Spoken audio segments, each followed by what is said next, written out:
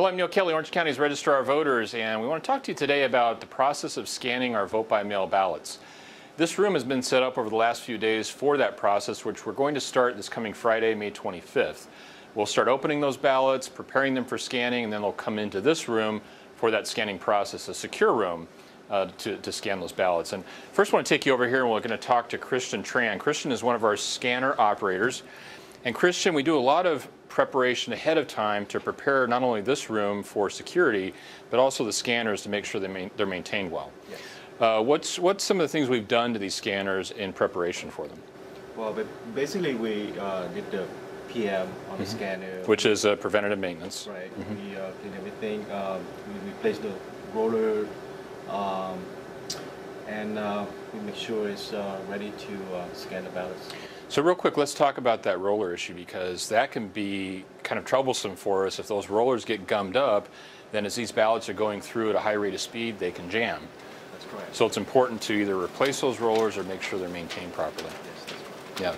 And then let's swing over here. We're going to talk to Kenny. So Ken, we're going to talk about a couple things here. One is how we're loading the scanners, because that's kind of a tricky part of this, to make sure that they're not jamming when we load it. So basically we got to prep it like really nice before we put it into so we don't get double feeds and jams and stuff like that. Right. In fact, that's a good point. As you start to do this, we have a whole team ahead of this that actually goes through the ballots, prepares them, flattens them, looks for paper clips, that kind of stuff. So when we load it in, basically we got to get a big jog in there and then throw it in.